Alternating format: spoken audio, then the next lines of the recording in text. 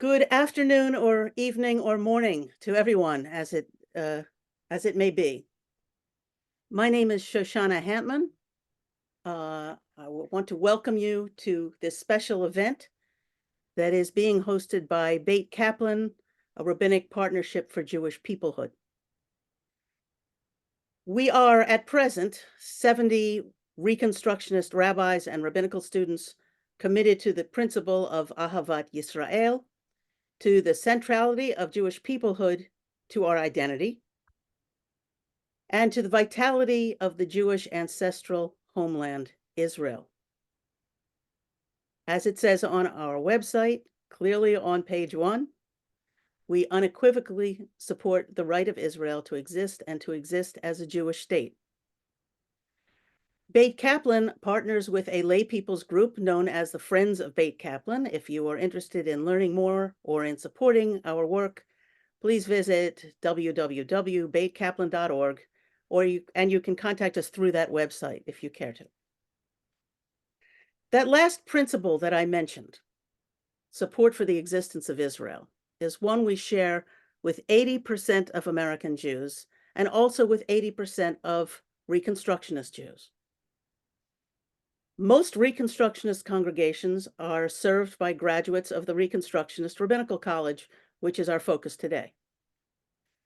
Since the RRC is the training ground for Reconstructionist leaders of the future, Beit Kaplan is concerned with the health of the college, the atmosphere or the culture that it nurtures, and with the rabbis that it graduates.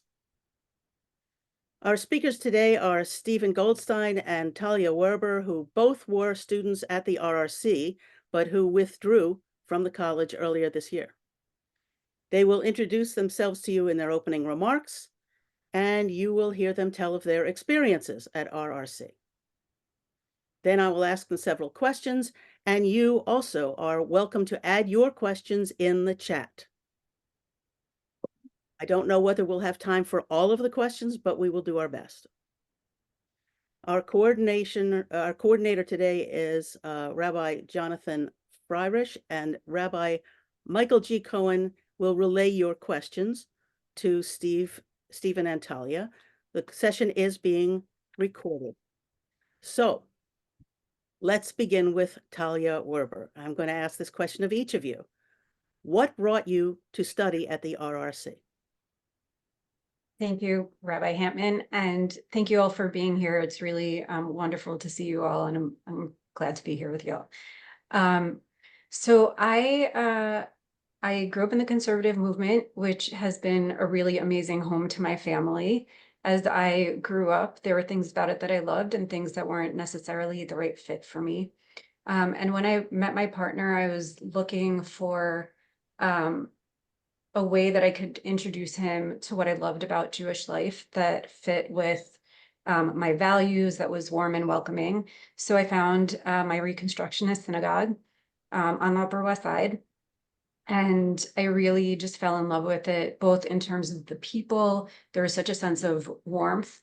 There was also a sense of intellectual honesty, of commitment to making sure that members of the community were really part of developing the communal life. And that included writing liturgy and governance and all aspects of life. It was really an exciting place to be. And I learned more about Reconstructionism and Reconstructionist thought, which I'd known about sort of in the background, but hadn't really focused on.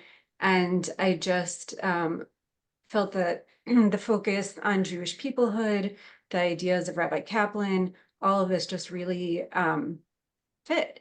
And I got really involved in my synagogue. During early on in COVID, I had an experience on Yom Kippur, actually, where I remembered that long ago I'd wanted to be a rabbi, and I felt like the electric bolt of that. And RRC was really the only school that I considered, because I considered myself a Reconstructionist and I knew some amazing Reconstructionist rabbis. And those are the people that I kind of wanted to grow up to be like. So that's what led me there. And excited to begin. I was trepidatious. From the open house and other discussions, it seemed like such a warm and welcoming place. And I was just really excited to start. So that's what brought me there. Okay, Stephen? Hi, Shoshana. Hey, everybody. And there are some incredible people on this call. Mel Sculpt, you're a hero of mine because I am such a committed fan of Mordecai Kaplan, and you as, in a sense, his voice. It means so much to me to have you on this call.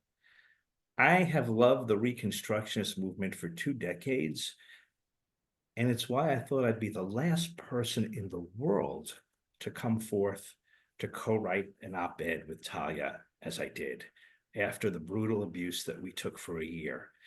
I didn't go to RRC to be a whistleblower. I came out of love, and I'm in a little bit of a different circumstance than most students who go to RRC. I actually began in 2005 and 2006 when I was a young kid, young being 42, which would still be kind of old for RRC standards today. And I studied in 2005, 2006. And I had a nice life since then.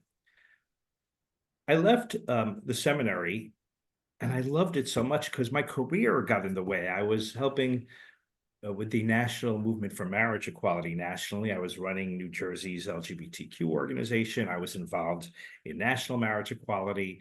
And one day I got a text on my clamshell phone back in 2005, 2006, saying, Stephen, you have 90 days to win marriage equality. The New Jersey Supreme Court just came down with a decision.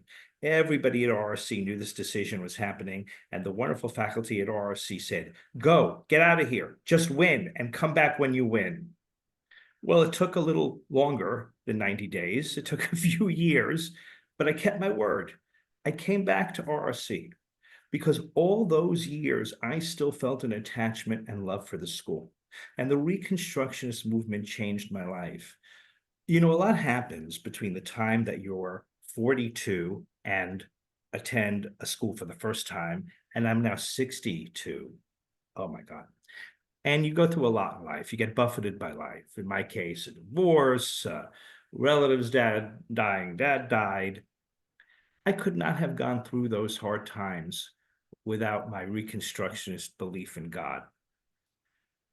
That meant that I didn't ask, why does God make bad things happen to somebody I think who's a decent guy like me? But how can God be my transnatural source of strength and wisdom to get through these hard times? It's because I believe in God in a very Reconstructionist way that I came back. Imagine what it did to me to face the year Talia, I, and the other students just faced. I came back out of love. Thank you very much to both of you. So let us get to the present topic. You have written, both of you, with your concerns about anti-Zionism at the RRC and about the discourse at the RRC. Can you tell us about your experiences? And let's start again with Talia. Thank you. Okay, so I'm gonna break this up into what my experience was like before October 7th. I started in the fall of 2021. What I experienced after October 7th, and then how things sort of escalated for us. So I started in the fall of 2021. My understanding of the school was that it was progressive Zionist, just like the Reconstructionist movement is. That really aligned with my values. So that's kind of what I was expecting to see. And what I experienced was sort of, there was what was happening at the school level, institutionally, and then what the conversation was like culturally and among the student body. So at the school level, the topic of Israel-Palestine, which is how it's referred to at RRC, was very often avoided just as a general matter, with a few particular exceptions. But there was a background sense that there's a lot of disagreement in the community. We don't want to be divisive, so let's not press on issues that we don't have agreement about. RRC has a civilizational approach to the curriculum, which means that we'll be taking classes in biblical, rabbinic, medieval, modern, and contemporary civilization and text simultaneously. So naturally, Israel will come up in these classes, but it's sort of, in the background, I guess, that we have a connection with the land of Israel, but not particularly emphasized, but it's, of course, there and unavoidable. We have one required class on Reconstructionism. I took it in winter of 2022, though it was over winter break. It was actually an amazing class, but in that class, we didn't focus on, we focused on a few different frameworks to understand Reconstructionist thought and how communities sort of evolve, but we didn't really talk about the movement's position on Israel. At the end of the class, we each had a presentation that we could give on a particular topic, and Israel was one of the topics. That is the topic that I chose, but it wasn't a required part of the class. It was sort of up to the students to figure out if that was, going to be part of it. The main place where Israel came up was in the Israel requirement. So we have a requirement to go to Israel for a summer. There's a program that the school was developing as I was starting. They've done a few iterations of it. It's with Bina, which is a secular yeshiva in Tel Aviv, I believe. And actually, as they were developing that program, when I first saw what the program entailed, I raised a concern that I didn't see Yad Vashem on there. I didn't see visiting sites that sort of demonstrate our history in the land, going to Tzipori or Caesarea or a bunch of other places that just naturally by walking around, you understand that we have a connection with the land. It's not just a contemporary relationship, it's a historic one. The response I got to that was they would think about that. I'm not really sure how that evolved actually. And then, but though that is a requirement, that is a requirement that can easily be a student can exempt from it. So basically you file a petition asking for an exemption. And I actually asked for an exemption because when I went to Israel, I wanted to do a different program. It's a program that's focused on the classroom. I wanted to do something that was archaeological or agricultural, something where I could dig into dirt a little bit actually. And but if you do get the exemption, then you have to take a class that is offered there, would be offered in Philadelphia or hybrid, which is called Contemporary Israel Civilization. So what we learned is that increasingly over, and I learned this from a faculty member, I don't think it's a particular secret, that over the past few years, I think prompted by COVID, but it's accelerated, there have been more and more requests to exempt out of the Israel program. They started to offer Contemporary Israel seminar on a more regular basis, and each year more students came. And what we learned is that though the exemptions on paper, you ask for it either because of your relationship with Israel or finances or health reasons, that it was sort of being used as a veil to exempt out for political reasons. So that was sort of in the backdrop. There are a couple of other programs along the way that talked about Israel, but not so much. In terms of the culture of the school before October 7th,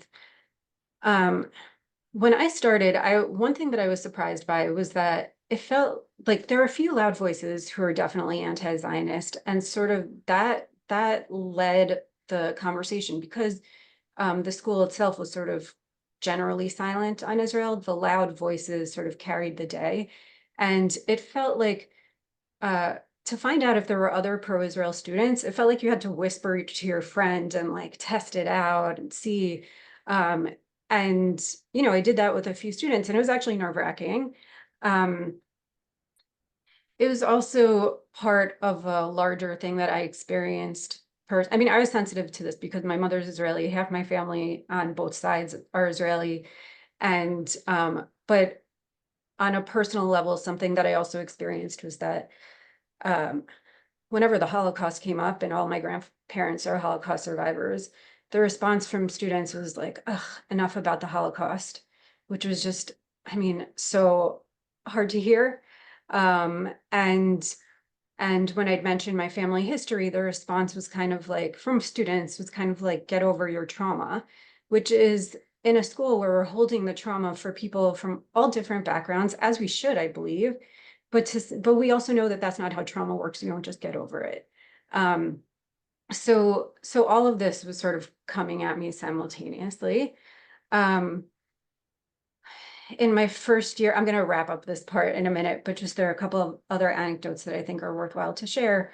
In my first year on Yom HaAtzmaut, there were no events planned for Yom HaAtzmaut by the school, but that morning in davening, someone gave a Dvar Torah talking about the Nakba. So in the second year, a couple of other students and I decided we were going to do something for Yom HaAtzmaut if the school didn't. So we planned a lunchtime session that was just singing songs of Israel. We were the only 3 students who were there. A couple faculty members and a couple of staffers from the movement did show up. So that's sort of the tenor. I could also give some anecdotes from my Israel class, but maybe I'll save that for later. But basically, even in the context of the classroom, there was a lot of anti-Zionist sentiment coming up, a lot of sort of singling out Israel as a unique problem in the world as a nation state, as an ethnic nation state. I heard students basically say that Israel was responsible for environmental calamity around the world, and that Israel being a theocracy is what they really had a problem with. And then I listed the 60 plus theocracies, depending on how you define it, that exist in the world. And this was something that I felt I had to do, and it was not coming from the faculty member who was present.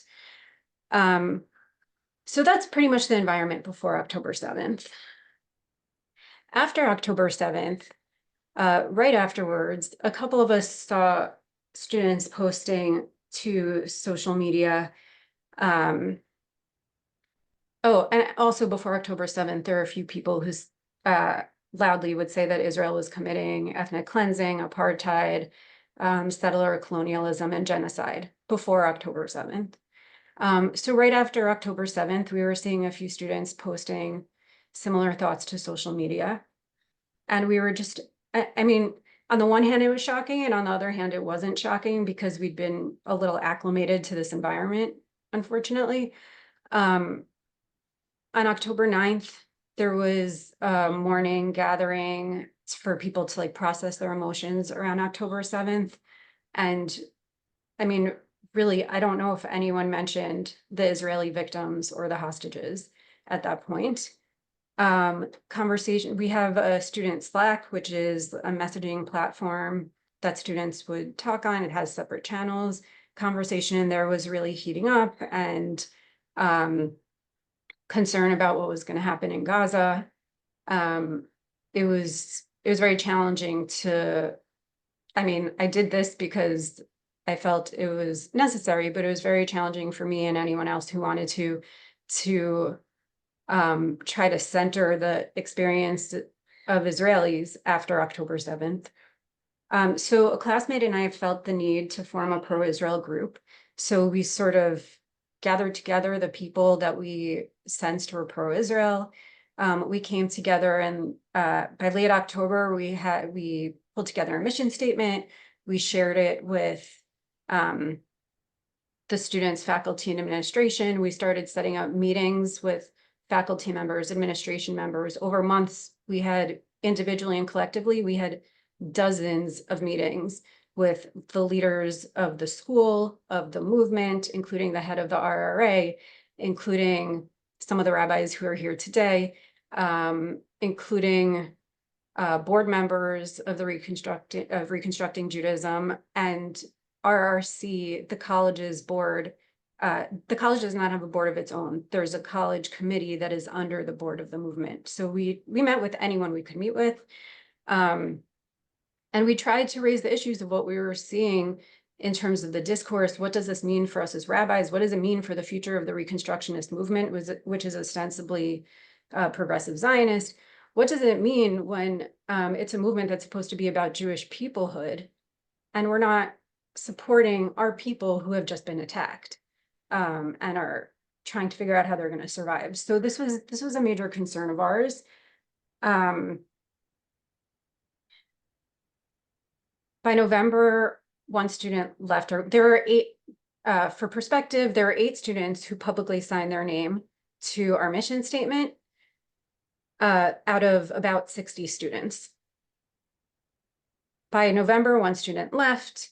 There was a community meeting that was meant to address the tensions that inflamed the tensions so much further by asking us to do these sort of poll questions that just pointed out what a minority we were in our concern for Israel.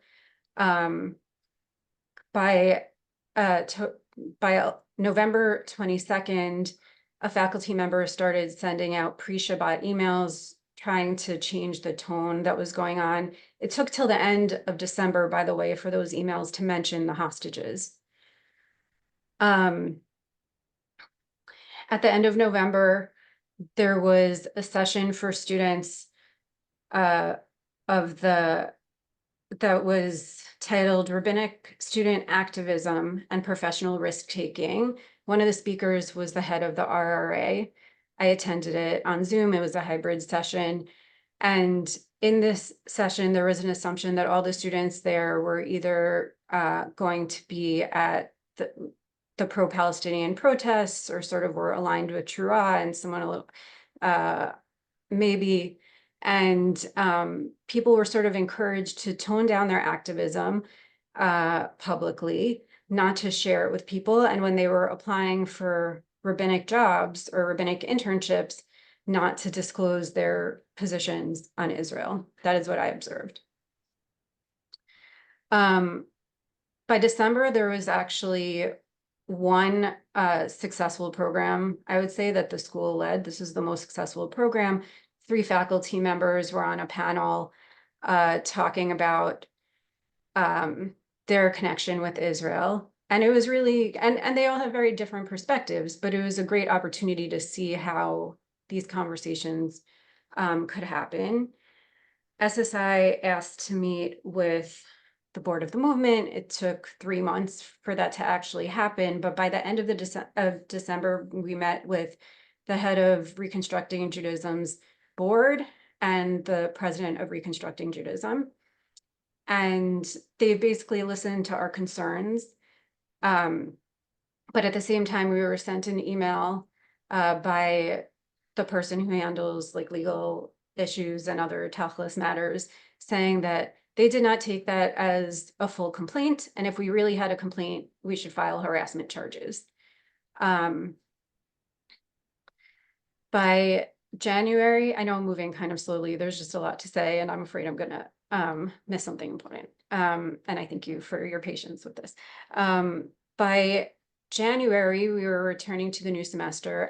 And just to say, over the fall, one of the things that we were asking for was clarity around the school's position about what is appropriate conduct and speech for rabbinical students, particularly in this movement that is ostensibly Zionist. And so we were waiting, and we were told, you'll find out, you'll find out. One other thing that I forgot to say that is critical is that in December, the first one of the students in our group decided to leave RRC. So Stephen and I were not the first students who left because of this. And as early as December, it was clear that the situation wasn't going to change really. So in January, the school reconvened for the semester. We begin each semester with an immersive where there are plenty of discussions. The theme was talking about Israel and Palestine, but each session was scheduled concurrently. So there was always an option to go to a session that had nothing to do with it. Aside from one session where the head of the movement spoke to us and made very clear what the position of the movement and the school was, which is there is no litmus test on whether the rabbis ordained here are Reconstructionist, and there is no litmus test on whether the rabbis ordained here are Zionist. The one thing, the most important thing, is how we behave towards one another, and that there is covenantal community. By this point, obviously, we were feeling so upset and so isolated that it was hard to imagine how this could have been the thing holding us together. And one student in that session asked, it wasn't me, but I had the same question, so I was glad someone else asked it. What resources are you going to provide to help us have these difficult conversations? And the answer was, faculty and administration know we need to do more on this. We're working on it. So basically, nothing was really planned by January. Also, I think one thing that emerged tonally by this point was the idea that the biggest horror facing us was how we are existing at RRC, not what is happening to the Jewish people worldwide, not the hostages, not sexual assault, not anti-Zionism, anti-Semitism rising worldwide, just what's happening at RRC.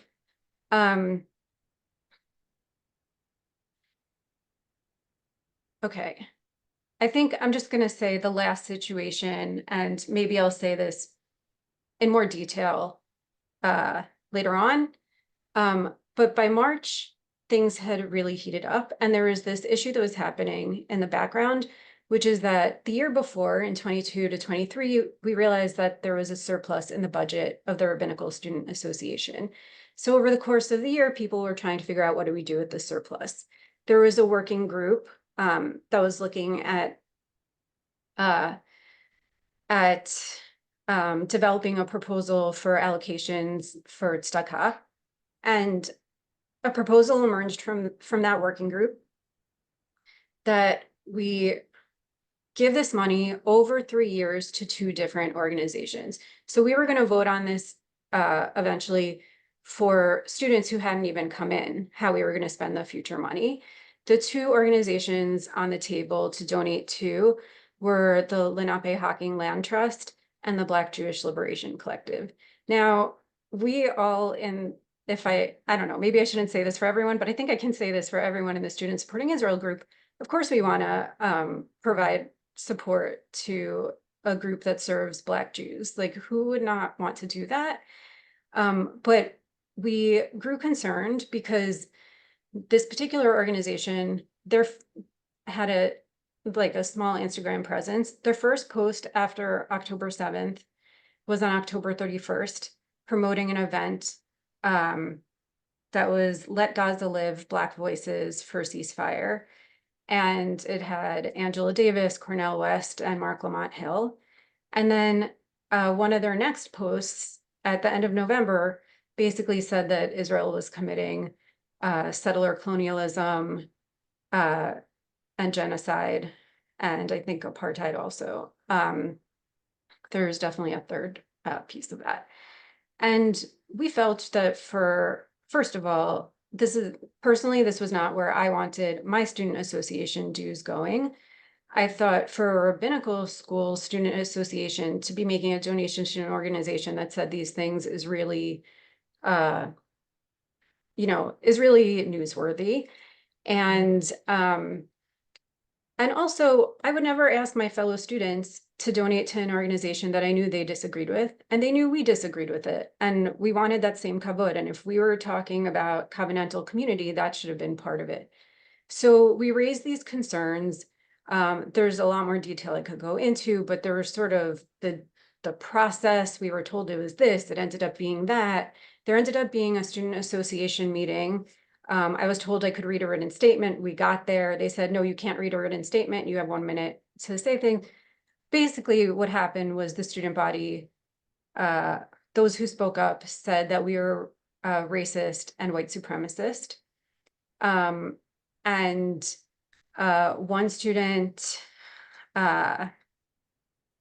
One student said we shouldn't scrutinize the organizations that we're giving money to because it's basically like a new version of policing. And this for me was a concern because we know that rabbis will have financial fiduciary obligations depending on their jobs. And actually, it is a good practice to look into the organizations we're donating to. Another student said, we already give to a Zionist organization because we're students at RRC. So this was sort of the tenor. I mean, I was livid. I think I can speak for others and say that we were horrified. The levels of anxiety in our group had just skyrocketed. I and a couple other people told faculty members about this. We were hoping they would intervene or do something. It did go to a vote, by the way.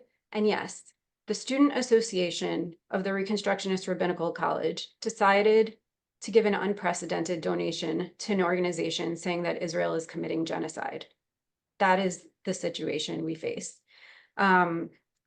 So about a week or two later, the school convened a town hall meeting where faculty, students, the heads of the movement were present. And the meeting was ostensibly about how we can bring more kavod, more respect into our community. And it started out with asking students to say something they're grateful for about our community. Early on in that, one student said, "I'm grateful that now we know who the racists are, because you don't always know that."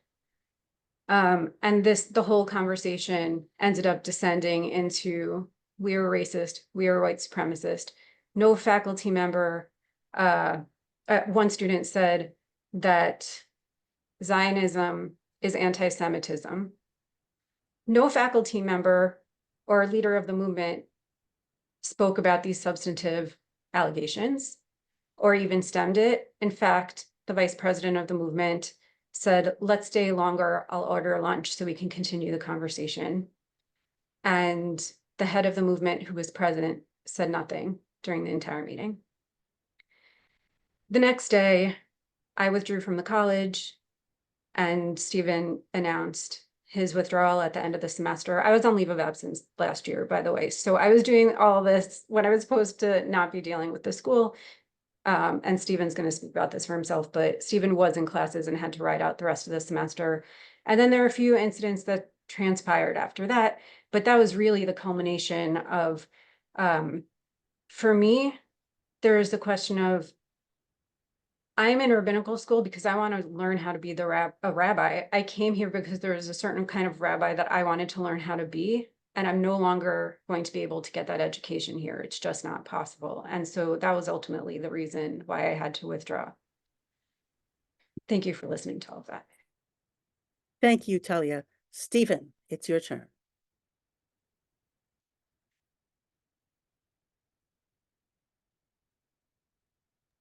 Thank you, Talia. Everybody, my first experience with my second stint at RRC, as I explained earlier, I attended 18 years ago, which makes me the Rip Van Winkle of rabbinical students, came in 2023 when I reapplied. I had my interview, and my interview in the background had a flag of Israel. Anybody who knows me knows that Zionism is the defining public policy value of my life. The safety and security of the state of Israel and its continued and forever existence means more to me than every other issue combined. I'm a Zionist, a proud Zionist. I'm a member of AIPAC. Yes, liberal Democrats like me are members of AIPAC. I didn't hide it in my application. To not know that I was a Zionist meant don't ask, don't tell, don't intuit. This is who I am. It came up in my interview. And members of the admissions committee asked, "Stephen, would you feel comfortable at RRC as a Zionist?" They asked me, and I didn't know what they were talking about, frankly. Well, why wouldn't I be comfortable? I'm a Zionist. I'm applying to rabbinical school. What do you mean? I had heard over the years, and I knew that there were whispers of anti-Zionism. I didn't. You don't know some things until you're there.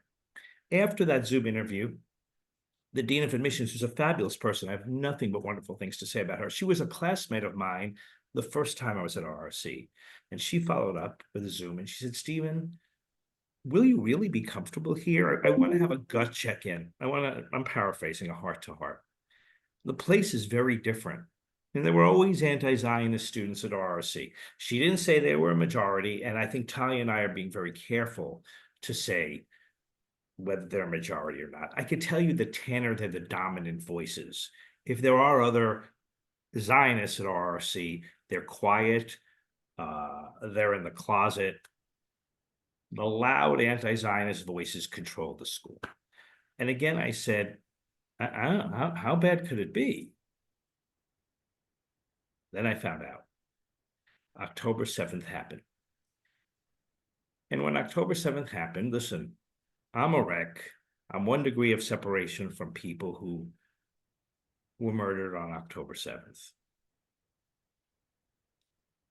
I'm barely functioning in the days after October 7th, to be honest with you. And I'm in classes, and students on either side of me are texting and messaging anti-Zionism, even before Israel responded. Remember, there was a period where Israel was attacked, and I think it took a few weeks for Israel to prepare its response. This happened before the response. And at one point, there were 2 students on either side of me texting to make sure that the Zionist voices at RRC wouldn't rise too loudly. That meant me, in a sense, that I was the only student that semester, fall semester. Myself and another Zionist student attended in person, but for the whole year, I was the only student in sight. Imagine what it's like to be in class and have students on either side of you, anti-Zionist students, texting how to organize against you. I'm also in grief. This was an out-of-body experience. It got worse and worse. At one point, a student shouted at me, fake social justice leader in the student lounge.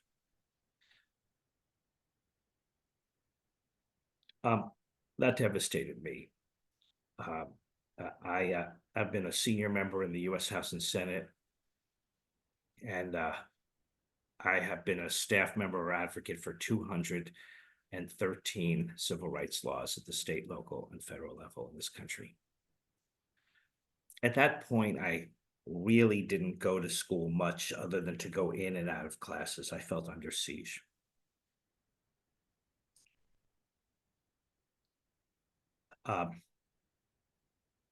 Shortly thereafter, 2 representatives of Jewish Voice for Peace stood at the entrance of RRC. One right in front of the entrance and one at about a 90-degree angle, and said, "Excuse me, are you a Zionist?" And by this time, they identified themselves as Jewish Voice for Peace. And by this time, there was starting to be unrest on campuses. I'm a pretty tough guy. I was one of the people who wrote the Brady Law for gun control. I wrote the abortion clinic access bill, took on the right wing. I'm not afraid of much. I was afraid one of the few times in my life. Afraid at my own rabbinical school. For those of you who have never been to RRC, it's not in the city. You have to schlep to Wyncote, Pennsylvania, and God knows the transportation infrastructure of Philadelphia, greater Philadelphia, is awful. So if you're coming from the city, it's 50 minutes or so, even though it's only 10 miles, sometimes an hour, hour 10. You have to make an effort to go to RRC. They're going on the campus and they blocked my entrance. The same thing that students would wind up doing at Columbia, UCLA, all these students, that happening at a rabbinical school. I complained to the administration. They did send out a letter, an email. I asked other students if they thought this was okay. Yeah, what was the problem? They just asked if you were a Zionist. Well, imagine if you're me and you're being stopped by Jewish Voice for Peace. Imagine. At a later time in the academic year, the student who was the librarian, there was the longtime librarian of RRC had retired, a student took his position, acting in his official capacity as librarian. Later in the year, as things got more rough on college campuses, the student acting as librarian sent out an official email title from the Mordechai Kaplan Liberation Zone. Liberation Zone being the same phrase that violent encampments were using on college campuses. How could I not be frightened? How could Zionists not be frightened? There's more. But here's what I want to bring up for now before I tell you more. There are two issues here, dear friends. One is the substance. Do I believe that an anti-Zionist should be ordained as a rabbi? I don't. The story of Zionism is the story of Exodus, is the story of Judaism. I don't. Let's put that aside. Let's talk about the tenor. The president of the Reconstructionist movement and the seminary talks about covenantal community. What kind of covenantal community is this that lives feel threatened? In a school based on the teaching of civilizations, where is the civilization and the civilized behavior at RRC? The lowest point of the year came at the time meeting. It's very hard for me to talk about this, that Talia referred to. And I'm struggling right now.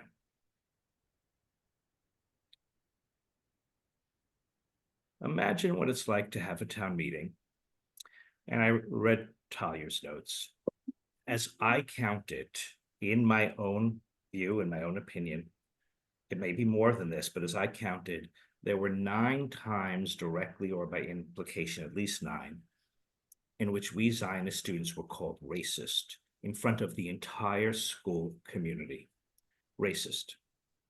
I counted 4 times we were called white supremacists. 1 time champions of, quote, genocide.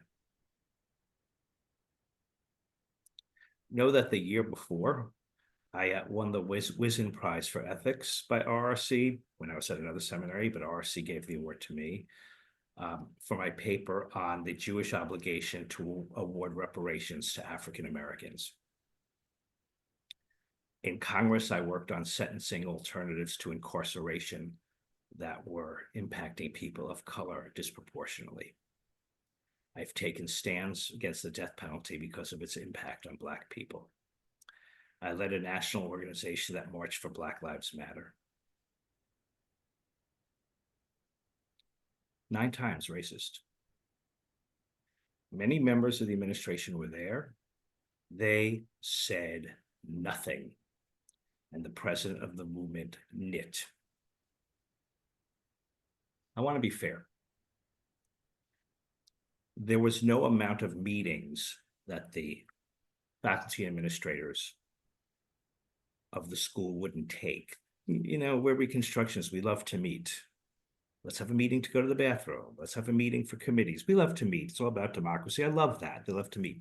But it was evident that nothing was happening. They would meet us, then they would meet the anti-Zionists. That they would always meet, right?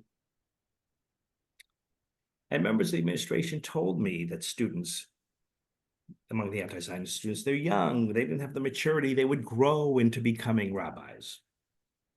And I still have this question to this day.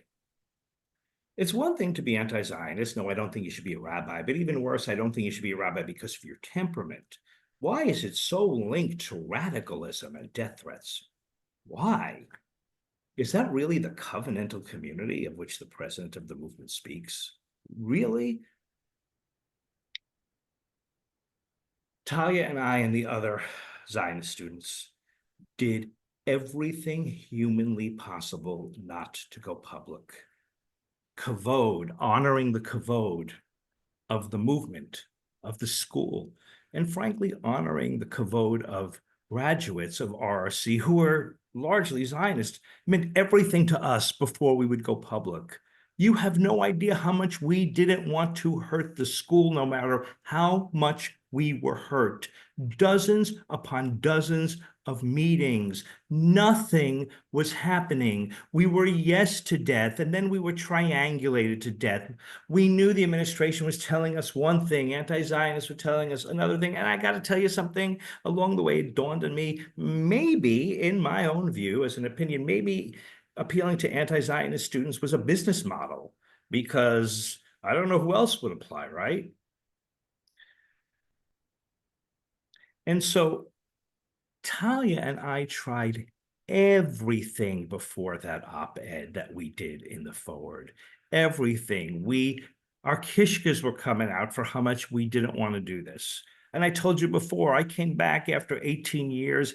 I had this dream sequence almost, really, one day. Why don't I just go back and uproot my very happy life and go to RRC? And maybe the last 18 years were a dream, like season 7 of Dallas.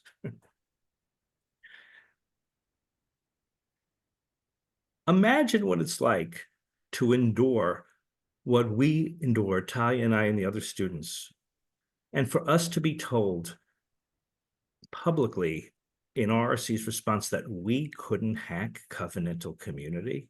Imagine how abusive that felt. And imagine how it felt after all we've been through.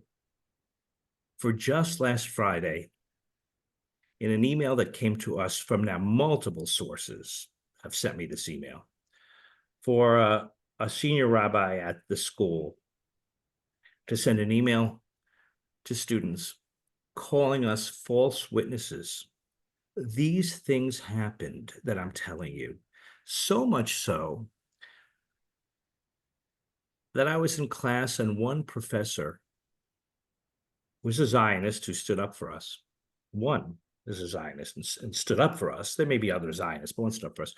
He had attended this town meeting, I'm telling you. He told the students, and before he said this to students, he told prospective students, because I think it was an open house day or something, but he told prospective students to leave.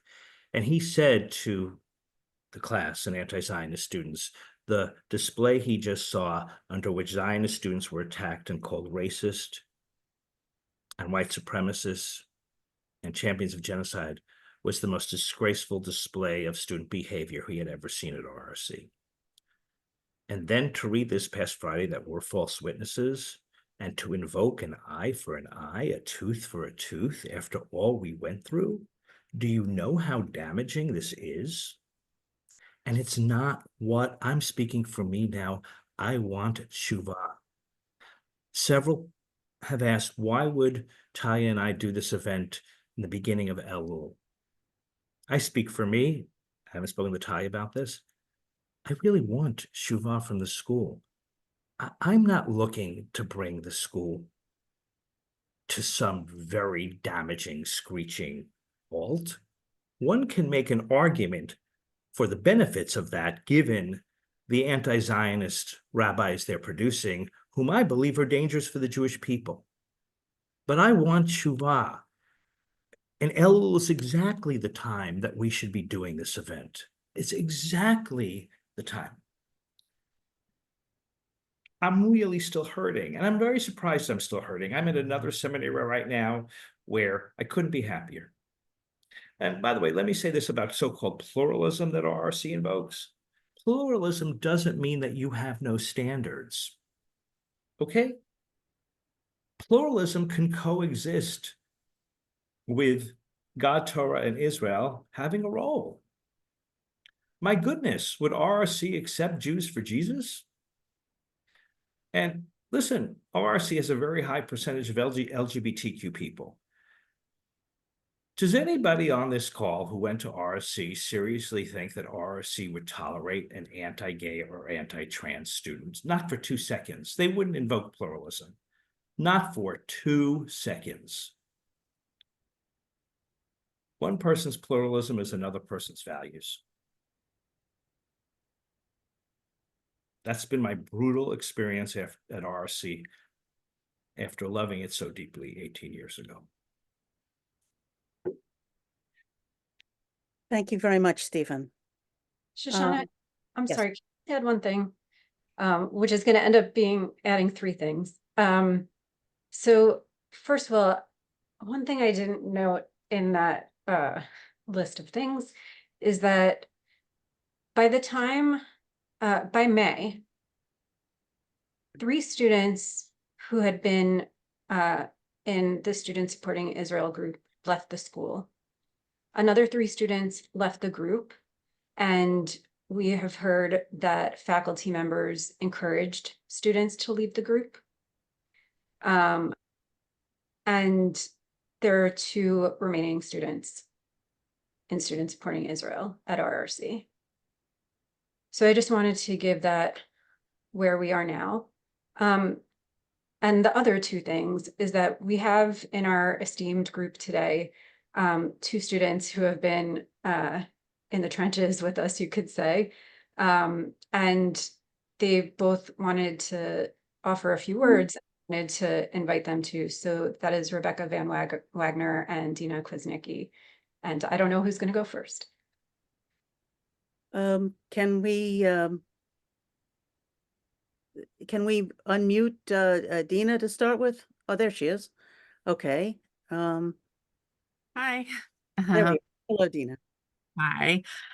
So my name's Dina. I am currently a student at RRC. I am, to be transparent, I am currently on a leave of absence, which I chose to take for a variety of reasons, but a bulk of the reason is certainly last year's experience for me.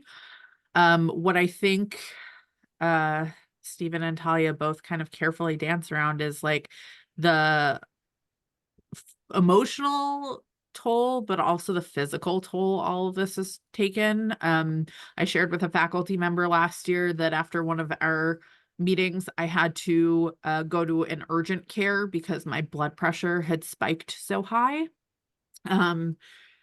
What I'd like to reiterate that I think that Talia and Stephen only touch on a little bit is that SSI, the students who came together in that group, we spanned a pretty big variety when it comes to where we all stood on Israel ourselves. So before October 7th, I would have identified as quite a bit more to the left than Stephen and Talia.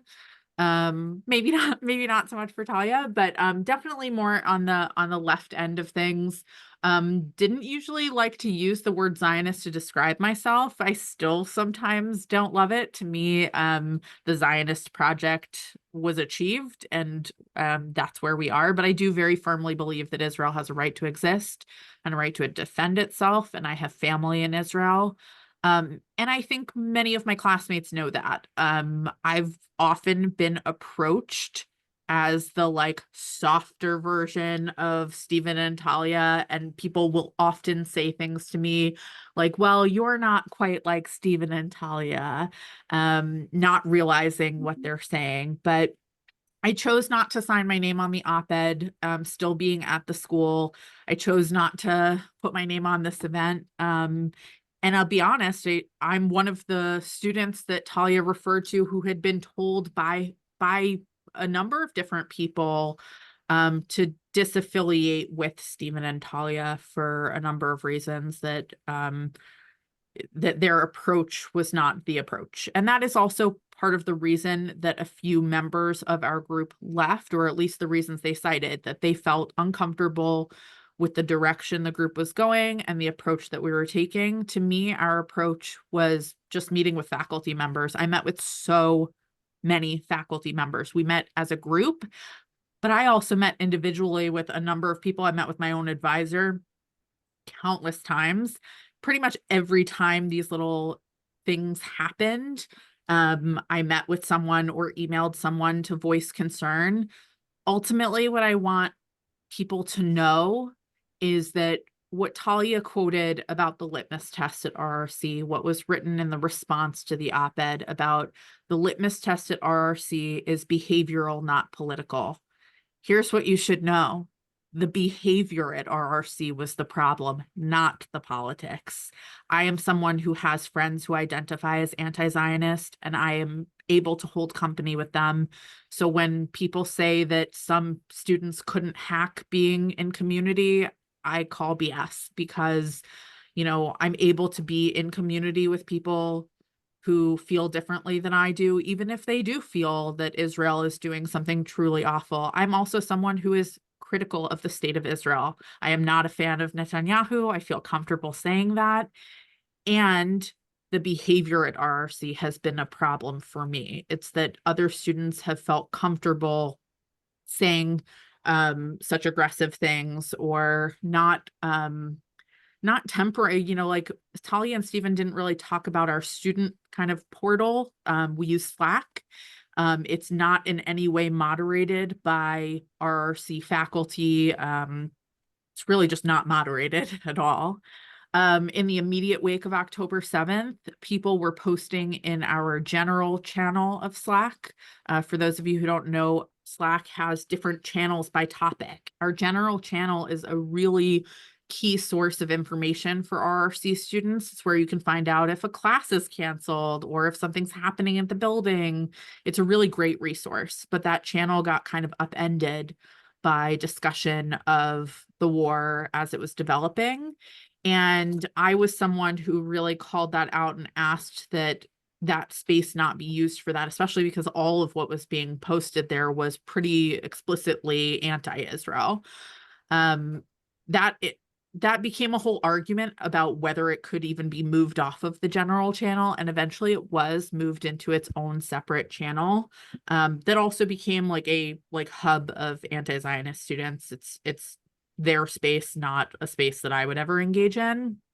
But that's what I feel is the general tone, is like it's so in your face that you don't feel comfortable sharing your own. Like, I never would post in that general channel what I was feeling, because I knew I would be like, people would jump down your throat. Like, you didn't, I was in the Israel Civ class as well at one point last fall with Rebecca. And we couldn't say anything without people immediately jumping on us. At one point, I had a nice conversation with a student who identifies as very openly and very strongly anti-Zionist. And they were decent to talk to. They weren't aggressive per se until they started asking me, well, what if you did believe it was a genocide? Then what? And kept pushing that, which felt really uncomfortable. I would say like that has been my general feeling, is just really uncomfortable. I was a fully remote student last year due to some personal circumstances. And I still felt very much a part of the community in my 2 years prior to last year. I'm a fourth year student.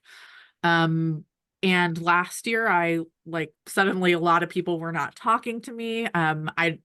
My cohort, nobody from my cohort speaks to me.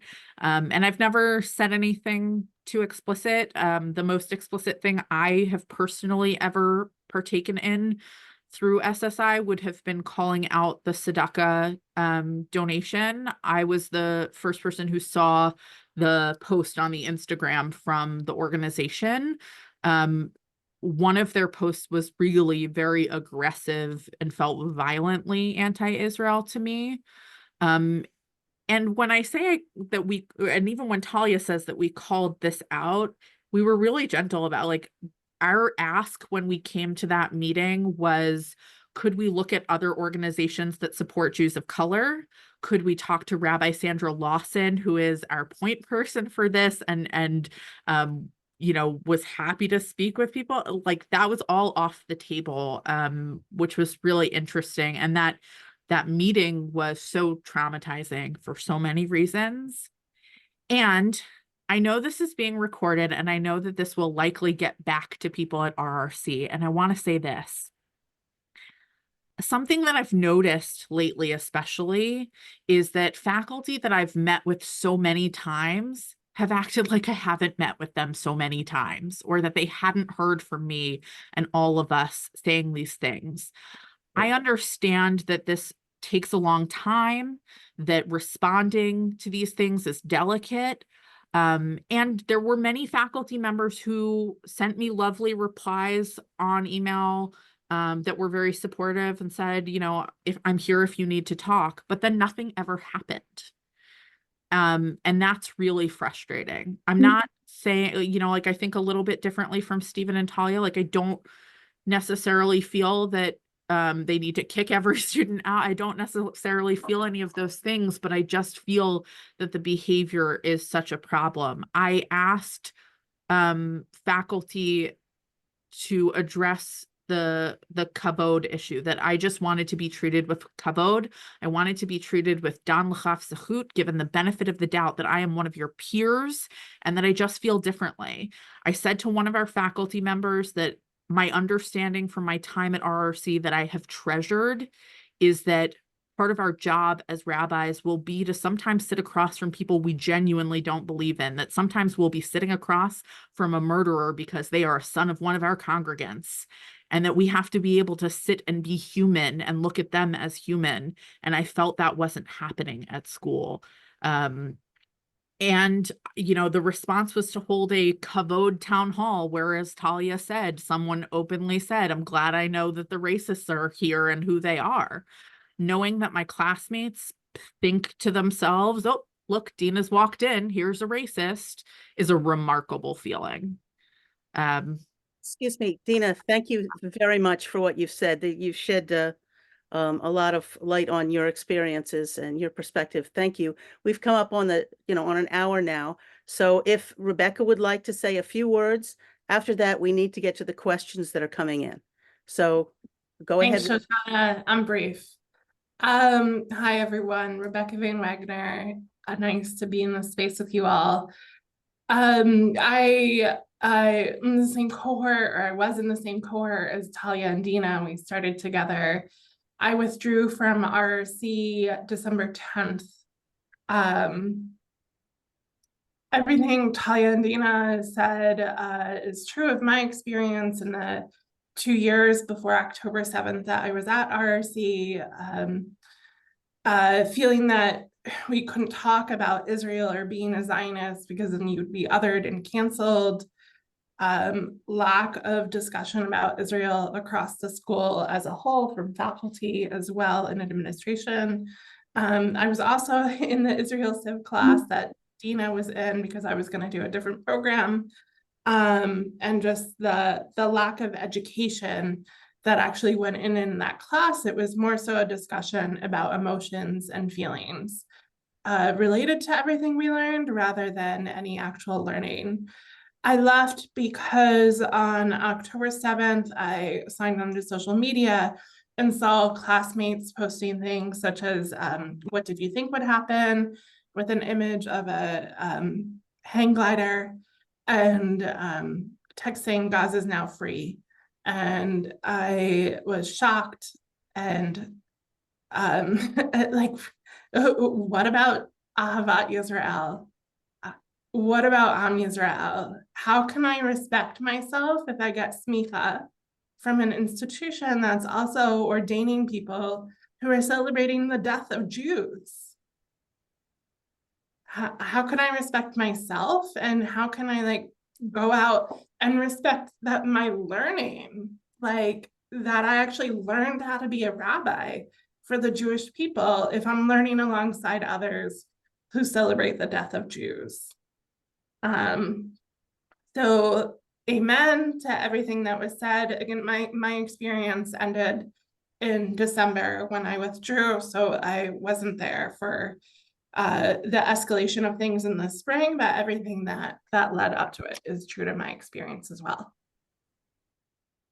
Thank you very much. I'm sure that was not easy for all of you.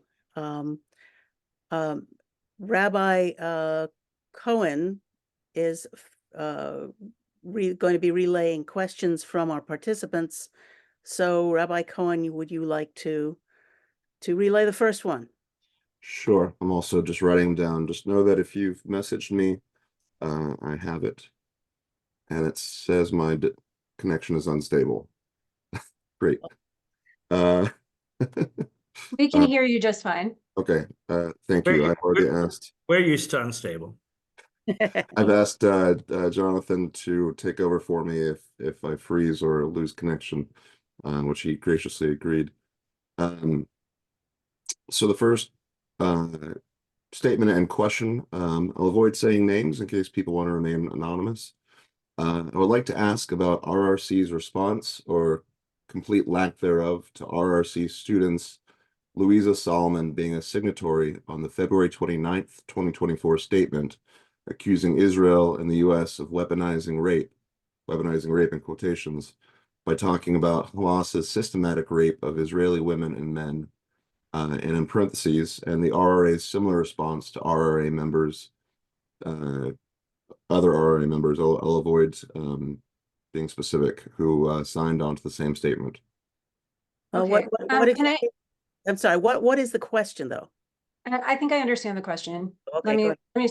So first, let me just say, we're not going to speak about particular students.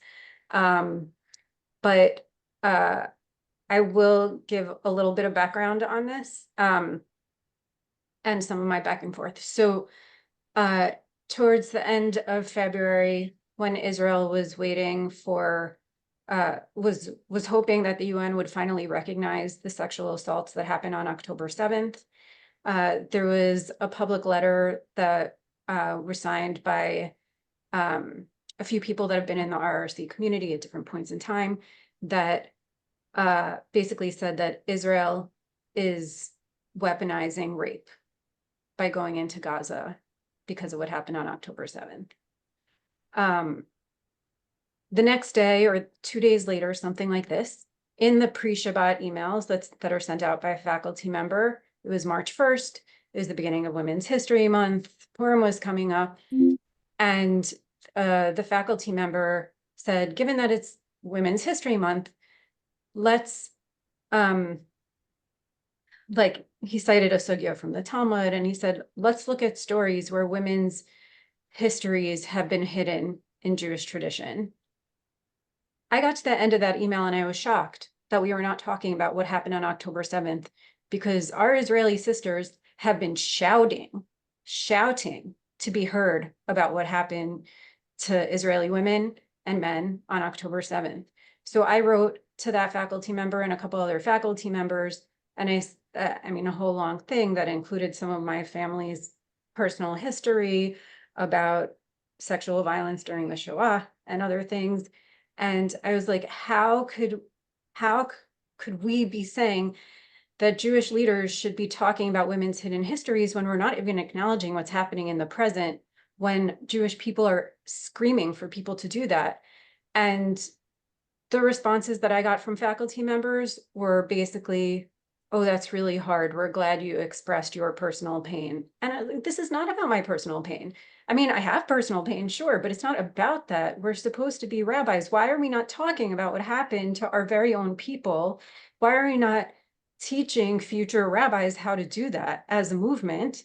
And ultimately, the response that I got was, well, if you want to do that, you can lead a lunchtime session about this, because I had connected it with Purim. You can lead a lunchtime session about sexual exploitation in the Book of Esther. And by that point, things had escalated so far that it felt really unwise and unsafe for me to be the one to do that. But I also just felt, why is the school not doing this? And that is basically the kind of responses we've seen. And this is actually was not my first experience at RRC, where there was a total disregard for violence against women. And so it's, unfortunately, it may be part of the fabric. I don't know, but it may be. Okay, let me ask Rabbi Cohen to go on to the next question that he sees. Sure. Question for the panelists. Did anyone from RRC ever ask the students to define anti-Semitism or supply a definition of anti-Semitism?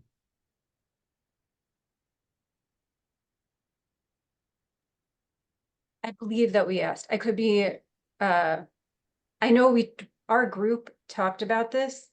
I sent an email to a couple of faculty members at one point saying, I think I wrote in there, why is that not part of the conversation? I asked a lot of questions in that email, so I think that was in it, but I'd have to double check.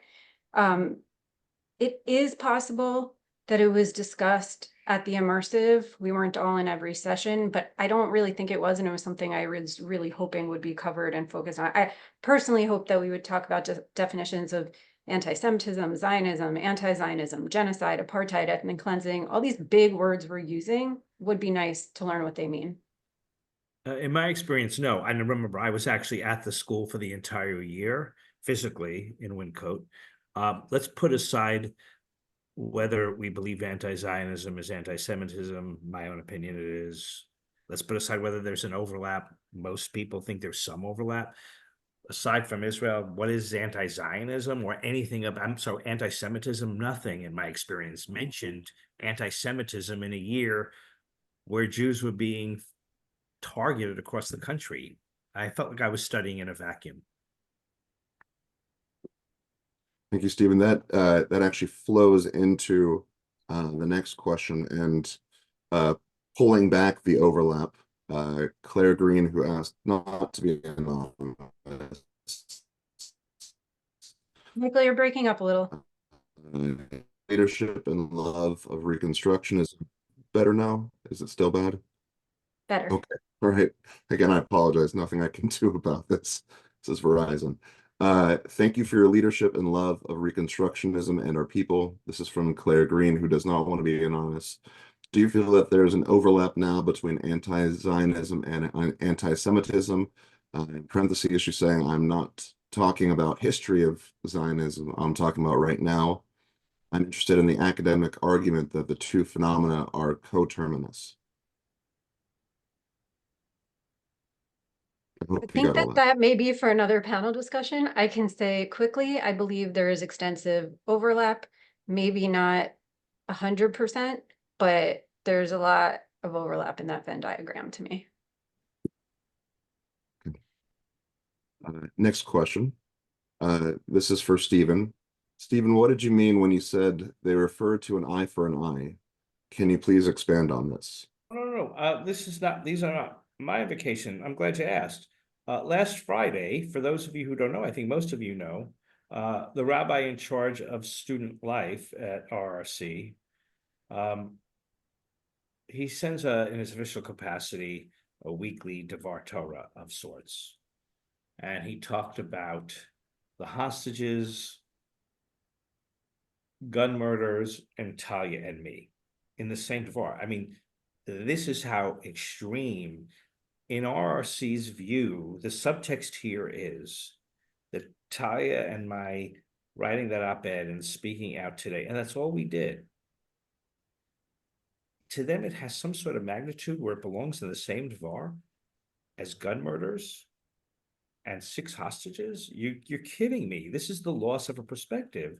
And what the dean wrote was, we're false witnesses. And on the one hand, he said he quoted parts of the Torah where they should show mercy to us. That's very nice. Show us mercy. And then he quoted other parts that say, and the punishment for those who are false witnesses is the death penalty, an eye for an eye, tooth for tooth. These I'm quoting from his Devar. My goodness. Excuse my language. I'm scared shit. I believe that is not a Talmudic phrase.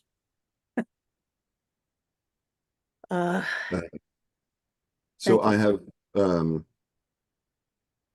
question that might not be for you, but it does mention RRC graduates and ordinees. So feel free to just listen to the question or feel free to respond. What has the response been of the broader Jewish world? Do the RRC ordinees understand that they may not get jobs?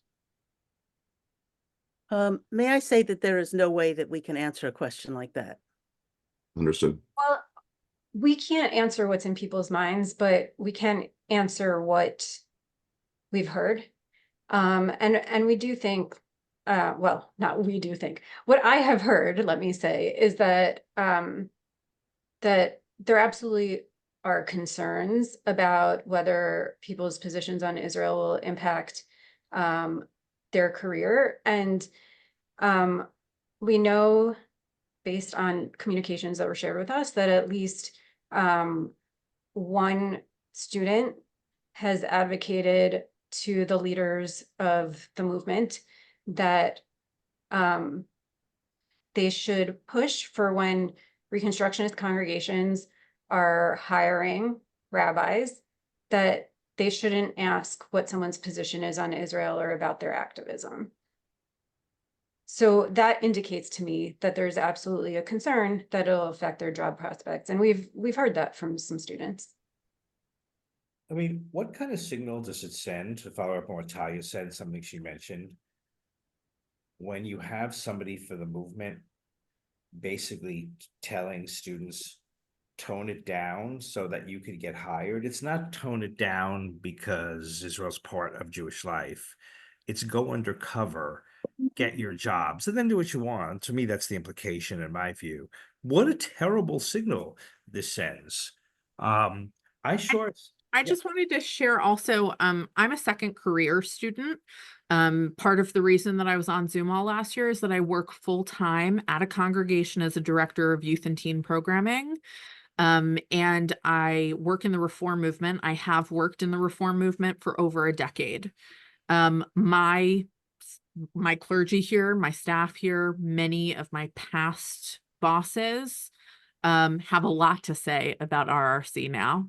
I have been asked, I transitioned positions while at RRC, and I was explicitly asked, because RRC was on my resume, very carefully about my views on Israel and whether I would be comfortable in a congregation that is so explicitly pro-Israel.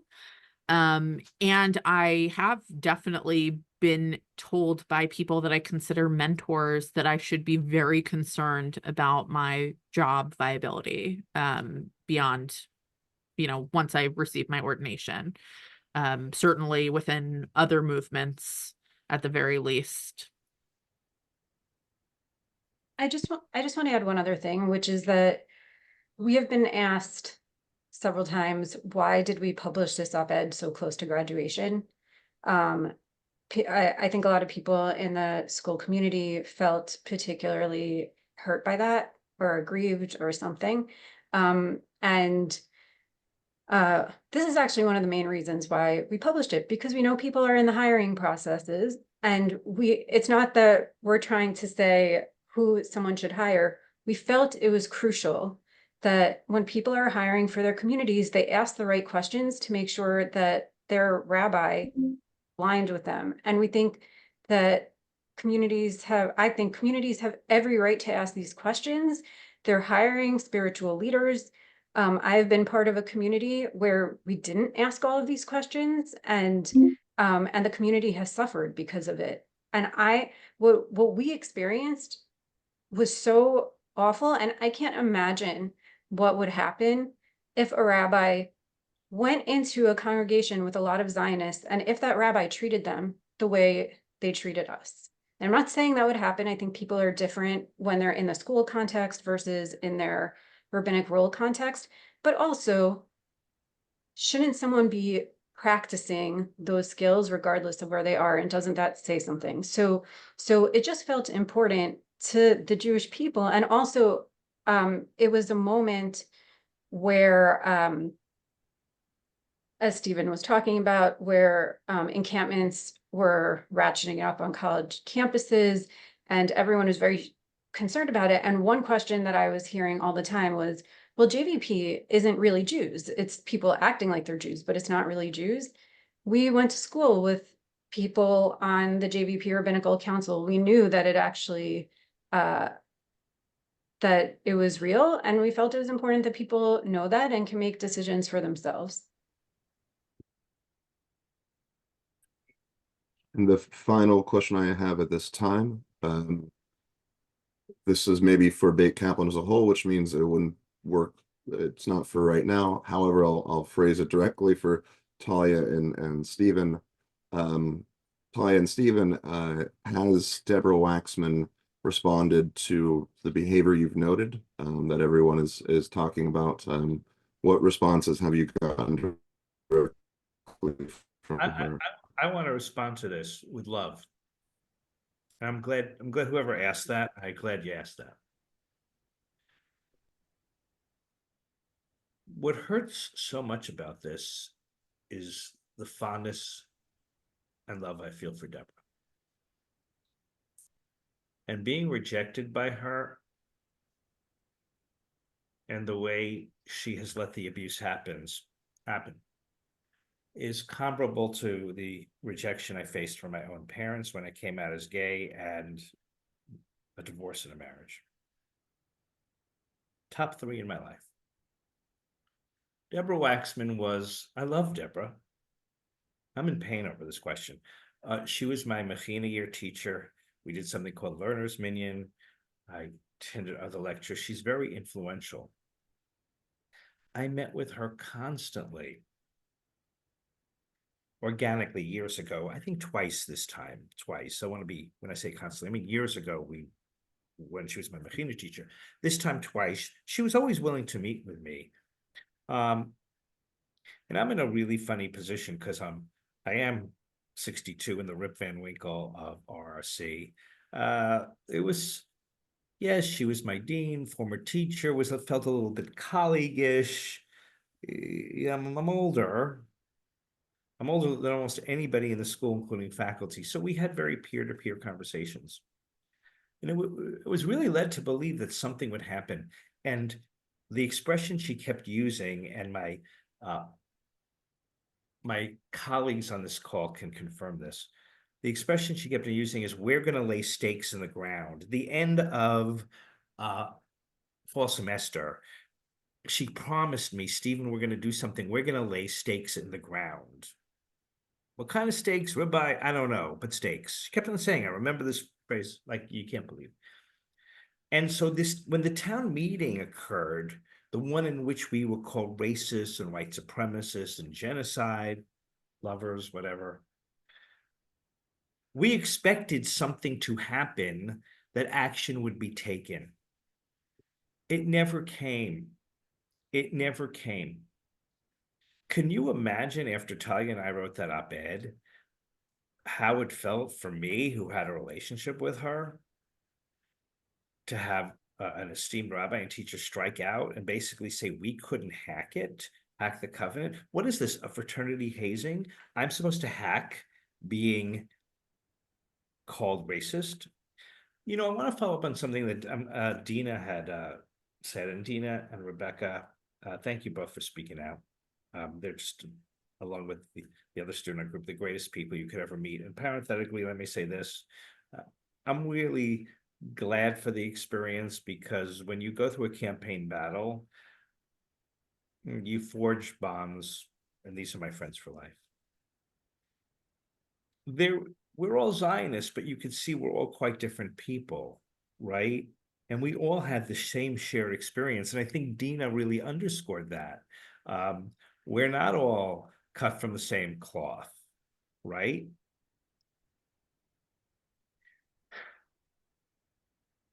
And to call all of us liars and to say we're false witnesses and we couldn't hack it. Maimonides wrote extensively about the terrors of name calling and destroying people's dignity. Where is that rabbinic value? And that Deborah, whom I loved,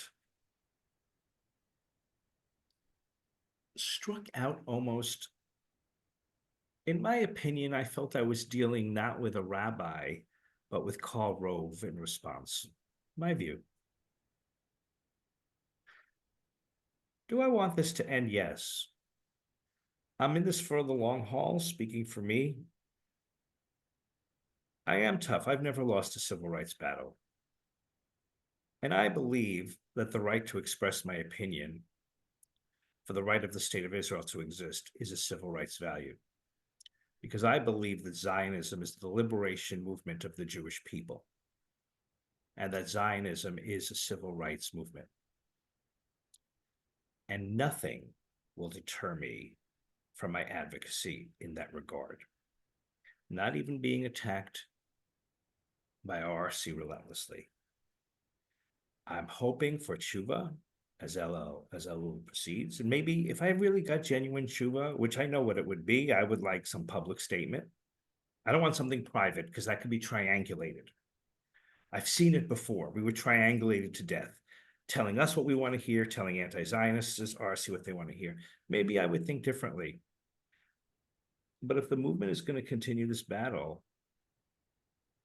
go ahead, make my day. Thank you very much. I think that we are going to have to bring this to a close. If you participants have a question which it was not answered or addressed, or you have any other questions, you are free to contact us through the Beit Kaplan website, and we will make sure that whomever you wish to communicate with gets your message. That Shoshana, there were some questions asked it very early and they're relatively short. They were you able to get tuition refunded? Did you sue for anti-Semitism, human rights violations? And finally, do you regret not going to class and being isolated? Should you have stayed and fought back, or is it a lost cause with these people? I can answer, but Talia, if you want to. Yeah. Let me just say quickly, my personal stance has been to date, and we'll see if it holds, is I think a lot about the story of Kamsa and Bar Kamsa and what happens when Jews go to foreign authorities to work out some of our big existential issues. So for me, a lawsuit has not felt like the right recourse. We have not received any statement saying, here's your tuition back. How are you? And we've gotten, all we've heard is public messaging that's basically saying we couldn't hack it there. No, we chose not to put ourselves continually in a situation that was abusive and where we weren't getting the education we wanted to get. But I think, I don't know, there's something else I was going to say and now I can't remember. I'm going to throw it to you, Stephen. And I know we're going to close soon. So if this is my final word, I just want to say, I really appreciate you all being here. I noticed Stephen put his contact information in the chat. I'm going to do the same.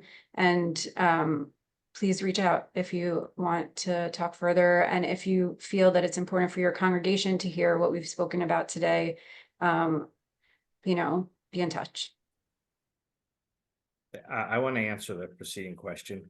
And I want to preface by saying, I am answering this question only for myself, not for any other of the students who left RRC or who may be at RRC who share our views, only for myself, not on behalf of any other organization, having nothing to do with Beit Kaplan.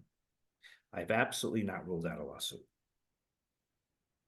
I thought it was unthinkable at one time.